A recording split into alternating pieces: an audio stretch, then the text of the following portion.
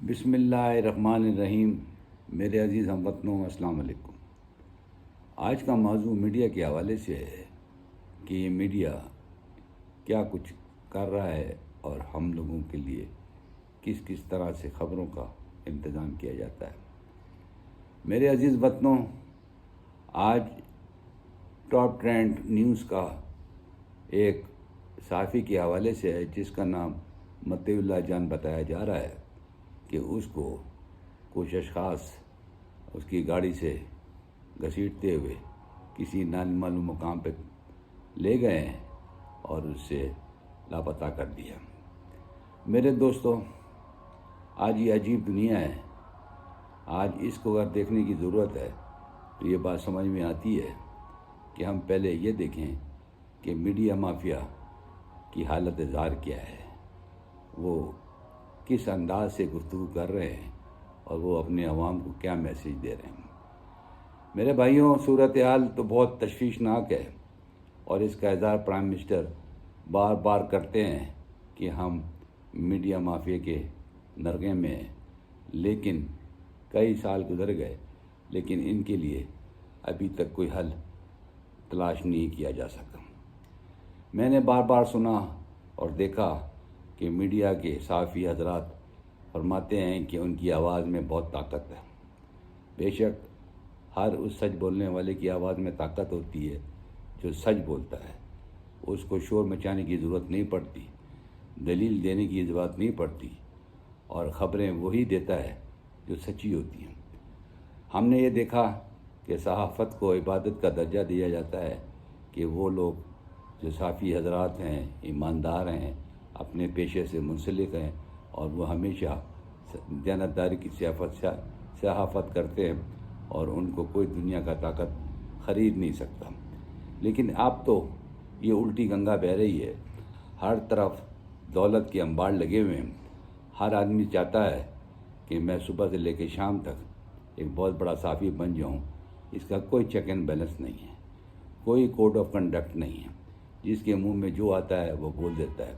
اب تو صحافت کا حال یہ دیکھیے کہ 22 کروڑ عوام کی ہر ایک کی جیب میں یہ موبائل موجود ہے اور جہاں وہ چاہتا ہے وہ اپنی ویڈیو بنا لیتا ہے اور جو کچھ اس کو کہنا ہوتا ہے وہ اس میں کہہ دیتا ہے۔ لیکن ہم جب اداروں کی بات کرتے ہیں اور جب ہم ٹی وی چینلز کی بات کرتے ہیں تو وہ لوگ اپنے آپ کو چوتھا ستون اس ملک کا کہتے ہیں۔ میرا کہنا یہ ہے کہ اسلامک ریپبلک آف پاکستان کے کانسٹیٹیوشن 1973 کو اگر آپ دیکھیں تو اس میں 3 چیزوں کا ذکر بہت اہم کیا گیا ہے۔ ایک لیجسلیٹو کا ذکر ہے، نمبر 2 ایگزیکٹو کا ہے اور نمبر 3 جوڈیشری کا ذکر ہے۔ جوڈیشری کا ذکر اس لیے کیا جاتا ہے کہ وہ واحد ادارہ ہے جو چیک اینڈ بیلنس کرتا ہے، کسی غلط کام کو ہونے نہیں دیتا، کوئی غلط ترمیم یا کوئی غلط آئین کو آنے نہیں دیتا، اس کو چیک کرتا رہتا ہے تاکہ لوگوں کو اور لوگوں کے خلاف کوئی ایسا قانون نہ بن جائے جس کی وجہ سے لوگ تکلیف میں آ جائیں۔ بہرحال یہ تو ایک الگ مدعا ہے اور اس میں تو بہت بحث ہو سکتی ہے۔ پورے کانسٹیٹیوشن میں یہ کہیں نہیں لکھا کہ چوتھا ستون میڈیا ہے۔ اتفاق تو دیکھیے، ان لوگوں کا تکبر تو دیکھیے کہ شام کو 7 بجے سے لے کے رات 12 بجے تک وہ دنگا فساد ٹی وی پہ لوگ دیکھتے ہیں، شاید ان کو کسی سرکس میں دیکھنے کو نہ ملے۔ اب تو لوگ عادی ہو گئے ہیں، اس کو اس انداز سے دیکھتے ہیں کہ ان کو تفریح مہیا ہوتی ہے۔ ایک ایک رنگ کے بولی بولنے والے تجزیہ نگار کو آپ دیکھ لیجئے، جو اینکرز ہیں ان کو دیکھ لیں، چاہے وہ مرد ہو چاہے عورتیں ہوں، کس انداز سے گفتگو کرتے ہیں۔ ایسا لگتا ہے کہ ان کے منہ سے پھول جھڑ رہے ہیں برائی کے، اور وہ لوگوں کو کیا ڈیلیور کر رہے ہیں۔ ان کا تعلیمی معیار کا پتہ چلتا ہے، ان کی ذہنیت کا پتہ چلتا ہے، ان کے لباس سے ان کی شخصیت کا پتہ چلتا ہے، ان کے چہروں سے جو تکبر ہے وہ نظر آ رہا ہوتا ہے۔ ان کی ذات میں ایک عجیب داستان ہوتی ہے۔ میں تو یہ سمجھتا ہوں جو وہ نظر آ رہے ہوتے ہیں، پیچھے اگر ان کے شیڈو کو دیکھیں، ان کے معاملات کو دیکھیں تو ایسا محسوس ہوتا ہے کہ تصویر کے دونوں رخ مختلف ہیں، دونوں کے اندر عجیب کیفیت ہے، ایک دوسرے سے تضاد رکھتے ہیں۔ ذہنی توازن ان کا ملک کی سلامتی کے خلاف ہوتا ہے، ہر وہ خبر لے کے آتے ہیں جس سے اس ملک کو نقصان پہنچے۔ لگتا یہ ہے کہ جو ہاؤس میڈیاز ہیں، چینل میڈیاز ہیں، جو کہ ان میڈیاز کو چلا رہے ہیں، ان کا اپنا ایجنڈا جو ہوتا ہے اسی پر یہ 50 سے 60 آدمی عمل درآمد کرتے ہیں، اور وہ کوشش کرتے ہیں کہ اینٹی پاکستان جو کچھ بھی کر سکیں وہ کرتے رہیں اور ملک کو تباہی کے کنارے پہ پہنچا دیں۔ آج جو کچھ حالات ہم دیکھ رہے ہیں، یہ جو کچھ بھی یہ خبریں ٹویٹ پہ آ رہی ہیں اور ٹرینڈ کر رہی ہیں، اس کے پیچھے بھی ملک دشمن عناصر کار فرما ہے۔ یہ ایک ٹرینڈ بنایا جا رہا ہے کہ فوج کے خلاف بات کی جائے، فوج کو تذلیل کیا جائے، فوج کو اس طرح کے چھوٹے چھوٹے معاملات میں ملوث کیا جائے۔ کیا یہی ایسے کا کام ہے؟ یہی فوج کا کام ہے کہ ان پھٹیچر صحافیوں کو، جن کا مقام صحافت میں کچھ نہیں، جن کو لوگ جانتے نہیں، یہ وہ رپورٹر ہے جو کورٹ رپورٹنگ کرتا ہے۔ افسوس کی تو بات ہے کہ سپریم کورٹ کے چیف جسٹس صاحب کو ان کے خلاف ایکشن لینا چاہیے کہ ان کی رپورٹنگ کا کیا جواز بنتا ہے کہ سپریم کورٹ کے معاملات کو یہ ٹی وی چینلز کے اوپر ہر دن کے حساب سے بحث کرتے ہیں اور ان کے اوپر عجیب عجیب کمنٹس پیش کرتے ہیں، اور ایسا لگتا ہے کہ تھوڑی دیر میں یہی فیصلہ صادر کر دیں گے۔ یہ تو ایک بڑی عجیب سی بات ہے کہ ہم یہ روز بروز دیکھتے چلے آ رہے ہیں کہ جو بھی چیز سپریم کورٹ میں سوال جواب ہوتے ہیں، یہ پوچھا جاتا ہے، یہ کوئریز لی جاتی ہیں، وکیلوں سے جواب لی جاتا ہے، وہ اسی لمحے ٹی وی چینلز کے اوپر نشر ہو جاتا ہے، اور وہیں پر ایک گروپ بیٹھا ہوتا ہے جو ان پہ تبصرہ کرنا شروع کر دیتا ہے۔ میرے عزیز ہم وطنوں، باتیں تو بہت ساری ہیں، لیکن میرا مقصد صرف اتنا سا ہے کہ کانسٹیٹیوشنلی یہ پریس میڈیا، ان کو فریڈم آف اسپیچ کے حوالے سے اگر آپ دیکھیں گے تو فنڈامنٹل رائٹس کے اندر تو جگہ ہے، لیکن کسی جگہ پر بھی ان کو چوتھا ستون آئیڈینٹیفائی نہیں کیا گیا، نہ بتایا گیا، نہ ان کو کوئی اہمیت دی گئی۔ صرف ان کی پالیسیز بنائی گئیں، ان کو کہا کہ ان کو پریس کو کام کرنے کی اجازت ہوگی، لیکن ود ان سرٹن لمیٹیشن، وہ کانسٹیٹیوشن کے اندر موجود ہے۔ میرا کہنے کی گزارش یہ ہے کہ جو کچھ بھی یہ لوگ کہتے ہیں وہ جھوٹ کی مبنی ہے۔ قانون کو اگر آپ دیکھیں تو قانون میں ایسے کاموں کی کوئی گنجائش نہیں ہے۔ یہ بیسیکلی اینٹی پاکستان کام جو کرے گا، اینٹی نیشنل کام جو کرے گا، اس کا جواب تو آپ خود ہی دے دیں۔ ملک کی دشمنی کرنے والے کو آپ کیا کہنا چاہیں گے؟ وہی میڈیا ہمارے لیے کام کر رہا ہے۔ ہمارے گھر میں دشمن موجود ہیں، ہمارے گھر میں ایسے لوگ موجود ہیں جو ملک کو توڑنے کی بات کرتے ہیں۔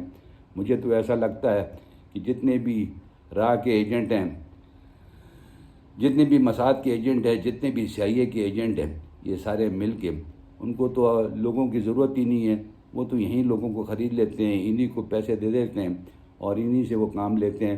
اس میں میری دو رائے نہیں ہے، ہو سکتا ہے کہ آپ اختلاف کریں، لیکن میرے کو تو کوئی شک نہیں۔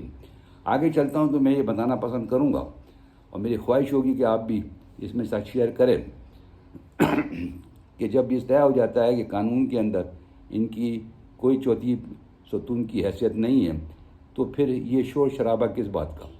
یہ ٹی وی چینلز کے اوپر بیٹھ کے کیوں لوگوں کو جھوٹی خبریں دیتے ہیں؟ کیوں ان کو غلط راستے بتاتے ہیں؟ کیوں خبریں تیار کرتے ہیں؟ یہ کون سی فیکٹری ہے جنہوں نے خبریں بنانے کی لگائی ہوئی ہے؟ یہ میڈیا پہ بیٹھ کے میڈیا کے کوریج کے اندر وہ سب کام کرتے ہیں جو ملک کے لیے دشمنی کرنے سے اور دشمن کو پالنے سے بہتر ہے۔ یہ سانپ کو ہم پال رہے ہیں، یہ ہم لوگوں کو اس کے جو نقصان ہونے ہیں ہو چکے ہیں اس کا ازالہ کرنا بہت مشکل ہے۔ یہ تو بہت آسان سا طریقہ ہے۔ ان کی بیک گراؤنڈ کو اگر آپ دیکھیں، یہ زیادہ سے زیادہ 100 آدمی ہوں گے۔ ان کو اگر آپ چیک کریں، ان کی تلاشی لیں، ان کی انویسٹیگیشن لیں، جس دن یہ صحافت میں ہے اس دن یہ کیا تھے؟ کیا ان کے جسم کے اوپر کپڑے تھے؟ کیا ان کے پیروں میں جوتے تھے؟ کیا گھر سے یہ رئیس تھے؟ کہاں سے یہ دولت لے کے آئے؟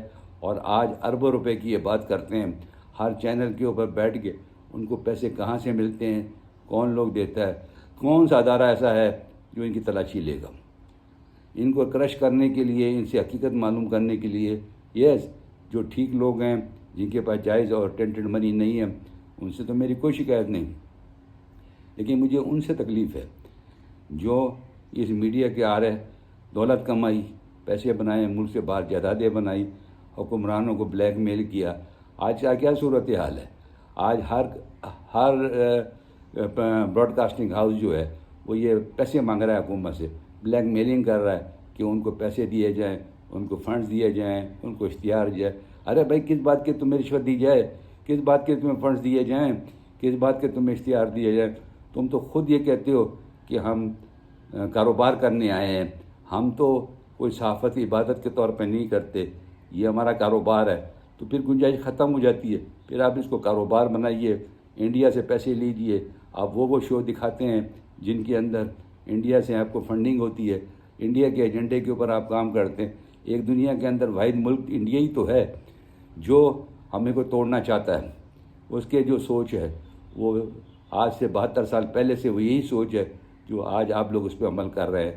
میرے بھائیوں، صورتحال بہت مختلف ہے، جو کچھ ہمیں نظر آ رہا ہے وہ اصل حقیقت نہیں ہے، اس کے پیچھے ایک ایجنڈا ہے، اور اس ایجنڈے کو کامیاب بنانے کے لیے یہ میڈیا بہت تیزی سے کام کر رہا ہے۔ یہ سوشل میڈیا، اب اندازہ لگائیے کہ سوشل میڈیا میں بھی انہوں نے جگہ بنانی شروع کر دی ہے۔ انہوں نے یہ جتنے بھی پروگرام ہوتے ہیں شام 7 بجے لے کے 12 بجے تک، ایک تو اپنے چینل پہ دوسرے دن ریپیٹ کرتے ہیں تاکہ جس نے نہیں دیکھا وہ بھی دیکھ لے، اور دوسرا اسی ساتھ ساتھ وہ چینلز اپنے پروگرام جو ہیں سوشل میڈیا پہ اپلوڈ کر دیتے ہیں تاکہ لوگ بھی دیکھ سکیں اور دنیا بھی دیکھ سکیں اور وہ لوگ بھی دیکھ سکیں جن کے ایجنڈے پہ یہ کام کر رہے ہیں۔ آج میں آپ کو بات بتاتا ہوں، اپنے پاکستان کے چاروں طرف نظر دوڑا کے دیکھیے، ایک طرف آپ کو انڈیا نظر آئے گا، ایک طرف ایران نظر آئے گا، ایک طرف افغانستان نظر آئے گا، ایک طرف ترکی نظر آئے گا، ایک طرف چائنا نظر آئے گا۔ ان سب کی میڈیاز کو دیکھیں، یہ سارے میڈیا کنٹرول ہے۔ ایک واحد پاکستان ہے جس کو اتنی آزادی دی ہے کہ وہ پرائم منسٹر کے گریبانوں میں ہاتھ ڈالنے کی کوشش کرتے ہیں، پرائم منسٹر کی ذاتی زندگی پر بحث کرنے کی کوشش کرتے ہیں۔ کن چیزوں کو میں بات کروں؟ کیا یہی میڈیا کا رول ہے؟ اسی طرح سے پرائم منسٹر کی عزت کی جاتی ہے۔ ارے بھائی الیکشن ختم ہو گیا، وہ پرائم منسٹر بن گیا، وہ پاکستان کا پرائم منسٹر ہے، آپ کو تسلیم کرنا پڑے گا۔ لیکن آپ ایجنڈے پہ کس کے چل رہے ہیں؟ اپوزیشن کے لیڈر جو ماضی میں حکمران تھے۔